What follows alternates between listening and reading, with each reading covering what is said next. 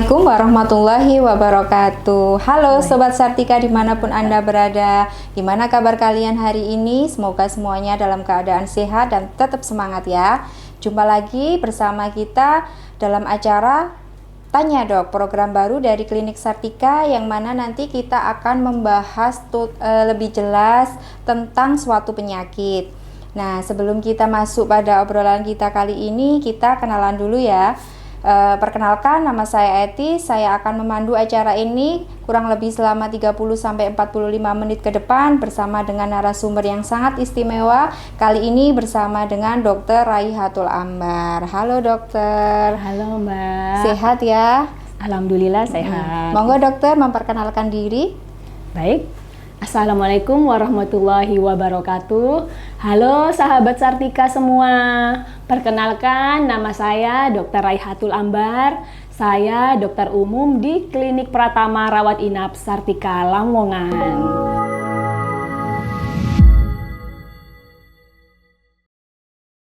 Nah dok, jadi kami ini kepingin tahu apa sih yang dimaksud dengan dispepsia itu? Baik Mbak. Jadi begini ya Mbak ya, sahabat Sartika semuanya.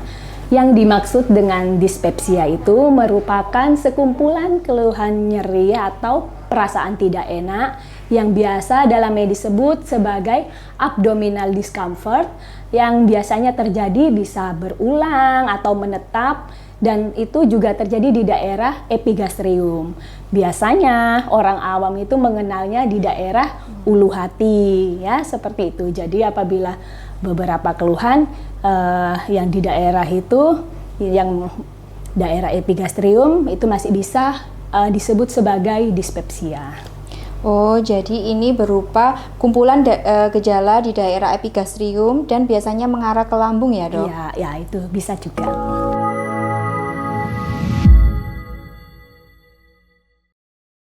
Lalu untuk keluhan dan gejalanya itu seperti apa ya dok? Oh, untuk keluhan atau gejalanya itu, jadi banyak ya sahabat Sartika, mulai dari adanya rasa nyeri di belakang dada atau di daerah ulu hati, ya biasanya bagian sini. Kemudian ada juga rasa sebah, mual, muntah, kembung, kemudian rasa cepat kenyang, dan akhirnya tidak nafsu makan. Dan yang terakhir bisa juga terjadi gas yang berlebihan, sehingga orang itu akan sering bersendawa. Jadi itu semua gejala atau keluhan yang disebabkan oleh dispepsia. Oh iya.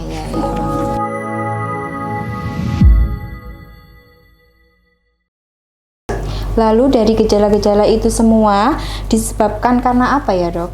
Oh, untuk penyebabnya ini lumayan banyak ya Mbak ya. Yang pertama, karena adanya ketidakseimbangan antara zat yang mengiritasi lambung dengan zat yang melindungi lambung.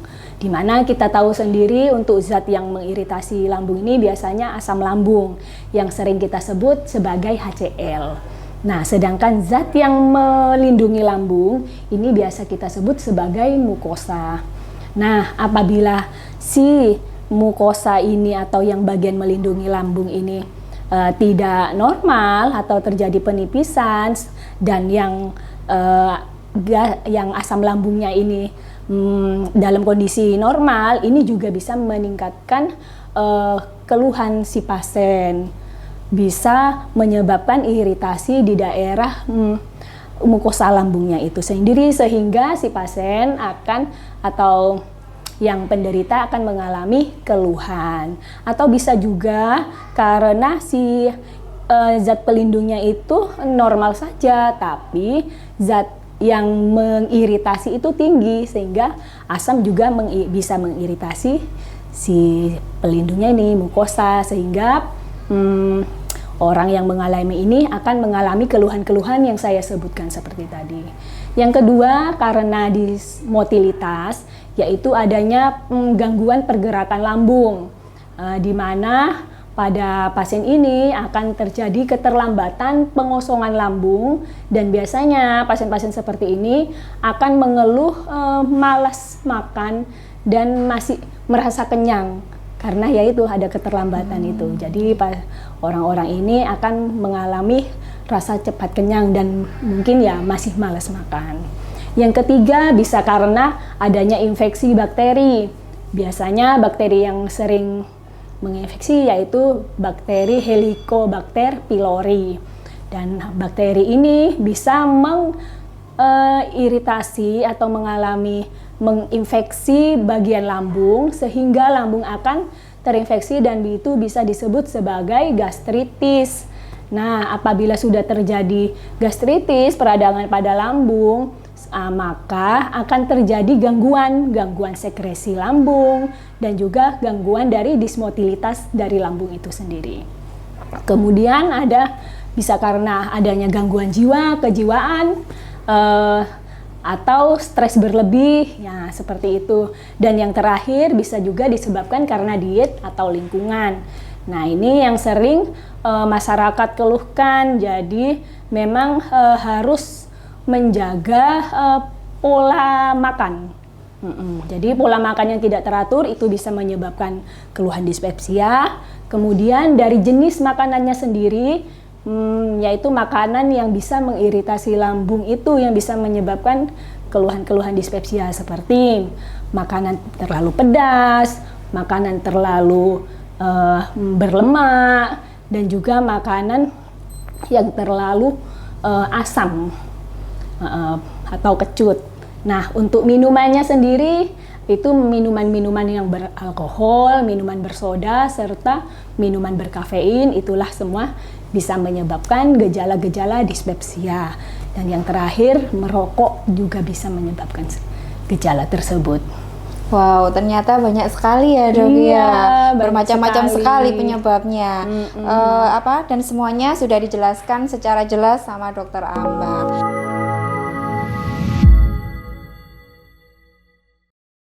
Lalu kira-kira ada tidak dok klasifikasi atau jenis dari dispepsia itu sendiri? Untuk jenisnya ada macam-macam ya. Ada dispepsia fungsional, di mana pada dispepsia fungsional ini tidak terjadi kelainan organ.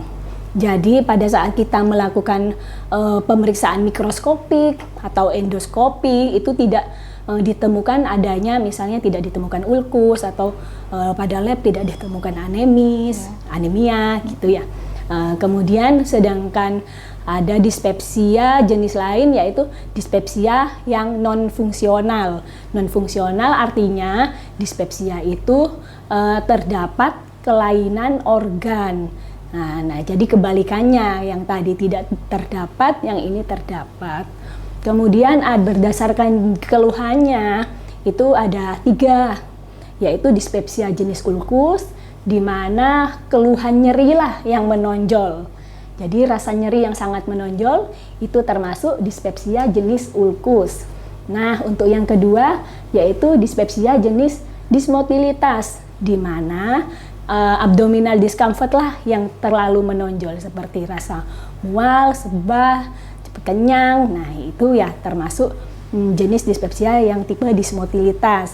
Kemudian yang terakhir dispepsia yang tidak spesifik, dan memang pada dispepsia ini memang sulit ditemukan atau memang keluhannya memang tidak spesifik gitu ya Mbak ya. Ya. Oke, jadi kita semua sudah paham ya sahabat Sartika kalau terjadi dispepsia itu juga jenisnya banyak sekali ya.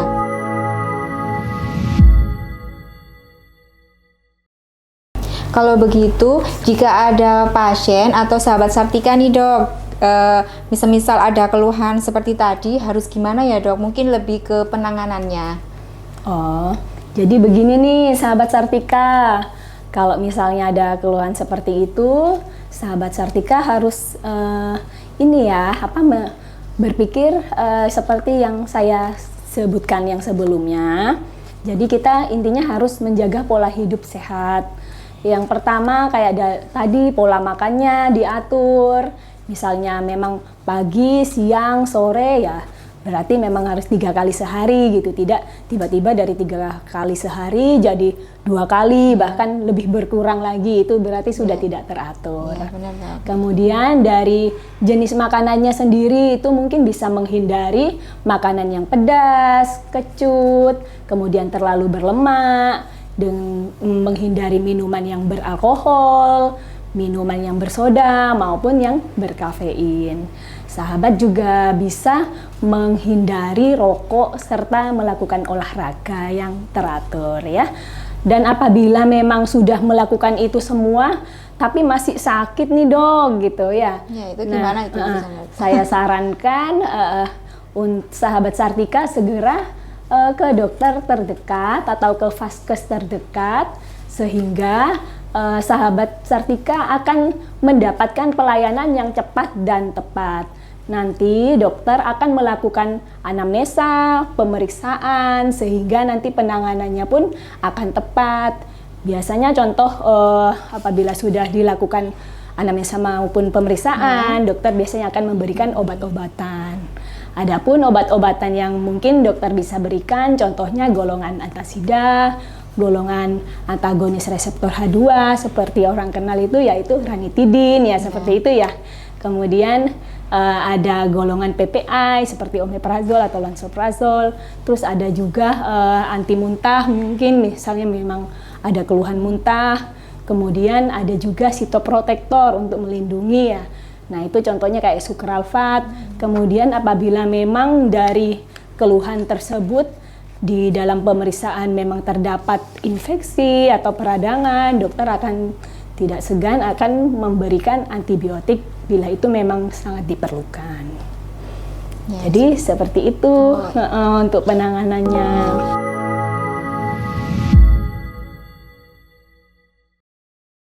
Nah, kita lanjut ya dok, sesi tanya jawab. Ini ada beberapa pertanyaan dari sahabat Sartika. Ini ada yang bertanya, bedanya dispepsia sama sakit MA itu apa ya dok? Oh ya, baik sahabat Sartika. Untuk dispepsia sudah saya jelaskan tadi ya, merupakan kumpulan dari keluhan nyeri atau perasaan tidak nyaman yang berada di daerah epigastrium. Sedangkan MAH itu sendiri itu sebenarnya berasal dari kata negara Belanda. Nah, MAH itu artinya lambung. Jadi kalau sakit MAH berarti sakit lambung. Cuman pada saat ini untuk sakit MAH itu cenderung diidentikan sebagai gastritis.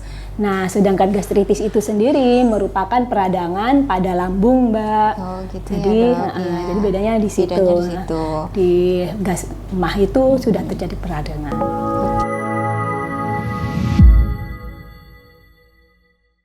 Oke, kita lanjut ke pertanyaan yang kedua ya. Ini ada yang bertanya lagi dok, gaya hidup seperti apa sih yang dapat mengatasi dispepsia supaya cepat sembuh? Oh, gaya hidup seperti apa? Oke, jadi hampir sama seperti yang saya jelaskan sebelumnya. Kita memang harus melakukan gaya hidup sehat. Yang pertama, gimana gaya hidup sehat itu dokter? Ya, menjaga pola makan yang teratur. Kemudian ya itu makanan yang harus dihindari ya memang harus dihindari seperti yang pedas kecut, seperti itu ya terlalu berlemak, minuman beralkohol, bersoda, terlalu berkafein, menghindari rokok serta kita melakukan olahraga yang rutin dan teratur. Selain itu kita juga menghindari rokok. Kemudian untuk yang terakhir kita juga harus beristirahat cukup Mbak, minimal 7 jam sampai 8 jam lah ya. Per hari kita memang harus, badan kita butuh istirahat. Jadi supaya untuk besoknya sudah fresh lagi ya otak kita. Jadi seperti itu ya sobat, kalau semisal kita sudah tahu kita terkena dispepsia, kita harus benar-benar menghindari seperti yang dijelaskan Bu Dokter tadi ya, menghindari makan makanan yang tidak diperbolehkan tadi, istirahat cukup, tidak merokok, tidak minum alkohol, seperti itu ya.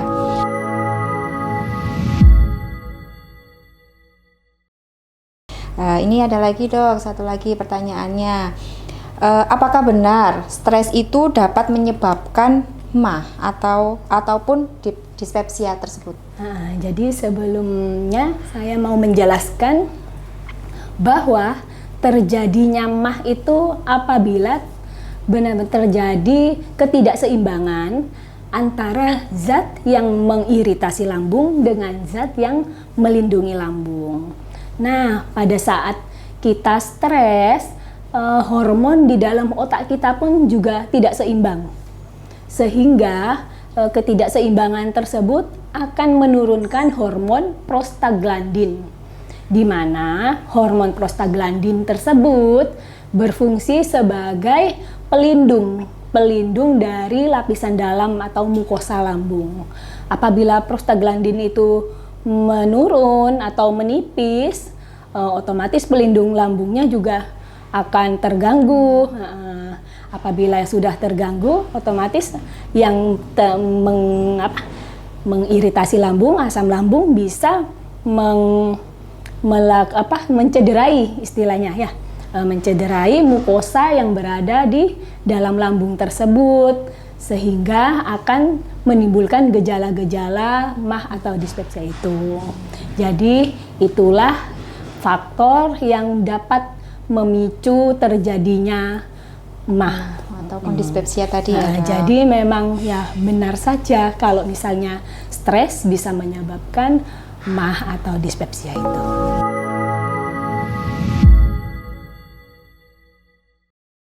Demikian ulasan tentang penyakit dispepsia. Semoga apa yang kami sampaikan tadi bermanfaat untuk sahabat Sartika semuanya. Kami mohon maaf apabila ada salah-salah kata yang kurang berkenan. Sampai jumpa di lain kesempatan dengan topik yang berbeda. Saya akhiri, wassalamualaikum warahmatullahi wabarakatuh.